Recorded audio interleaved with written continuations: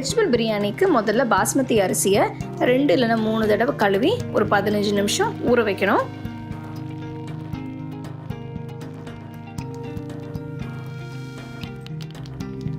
அடுத்தது வெஜிடபிள் பிரியாணிக்கு மசாலா பேஸ்ட் அரைக்க போகிறோம். அதுக்கு ஒரு மிக்சர் ஜாரில் 3 காஷ்மீரி சிவப்பு மிளகாய், அது இல்லைன்னா நீங்கள் சாதா மிளகாய் யூஸ் பண்ணிக்கலாம், 2 பச்சை மிளகாய், 3 பல்லு பூண்டு, ஒரு சின்ன துண்டு இஞ்சி, 2 டீஸ்பூன் நறுக்கிய வெங்காயம், கொஞ்சம் புதினா இலை, கொஞ்சம் கொத்தமல்லி இலை, இதோட கொஞ்சம் தண்ணி ஊற்றி நல்ல மையாக அரைச்சிக்கோங்க.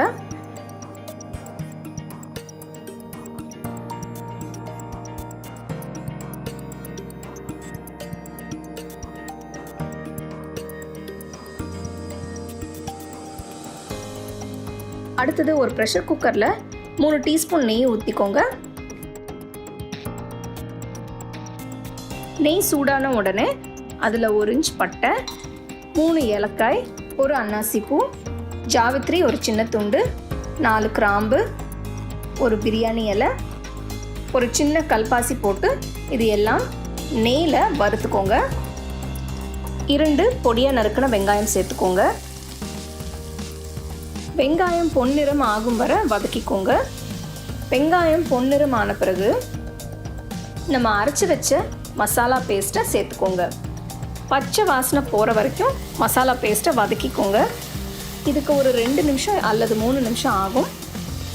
வதக்கும் போதே மசாலா எண்ணெயை உறிஞ்சிடும். அதுக்கு ஒரு 2 டீஸ்பூன் எண்ணெயை சேர்த்து மசாலாவை வதக்கிக்கோங்க. மசாலா பச்சை வாசனை போன பிறகு 2 பொடியாக நறுக்கின தக்காளியை சேர்த்து வதக்கிக்கோங்க. தக்காளி மசாலாவோட சேர்ந்து ஒரு கலவையாக வர வரைக்கும் வதக்கிக்கோங்க. தக்காளி நல்ல வெந்தப்புறம் 1/4 டீஸ்பூன் மஞ்சத்தூள், 2 டீஸ்பூன் உப்பு சேர்த்து வதக்கிக்கோங்க.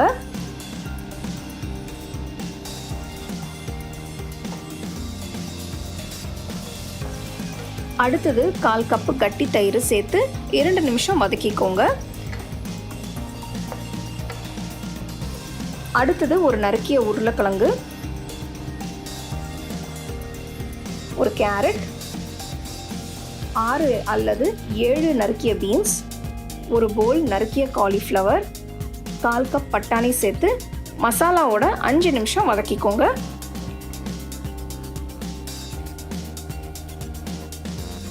ஒரு கையளவு புதினா இலை, ஒரு கையளவு கொத்தமல்லி இலை சேர்த்து நல்லா கலக்கிக்கோங்க. இது இரண்டுமே பிரியாணிக்கு நல்ல சுவை தரும். அடுத்தது நம்ம ஊற வச்ச அரிசியிலேருந்து தண்ணியெல்லாம் வடிச்சிட்டு ப்ரெஷர் குக்கரில் சேர்த்துக்கோங்க.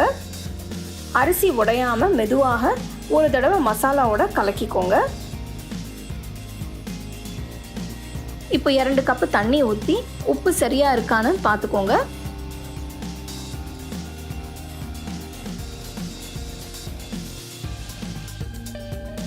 தேவைப்பட்டுச்சுன்னா கொஞ்சமாக உப்பு சேர்த்துக்கோங்க.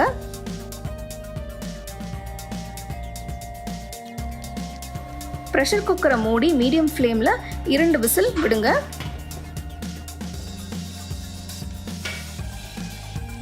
இரண்டு விசில் வந்த பிறகு ஒரு 15 நிமிஷம் குக்கரை திறக்காம ப்ரெஷர் இறங்குற வரைக்கும் வெயிட் பண்ணுங்க. பிரியாணியில் அரிசி பொலப்பொலான்னு வந்திருக்கு. இந்த ஸ்டெப் ரொம்ப முக்கியம். சூடான வெஜிடபிள் பிரியாணி தயார்.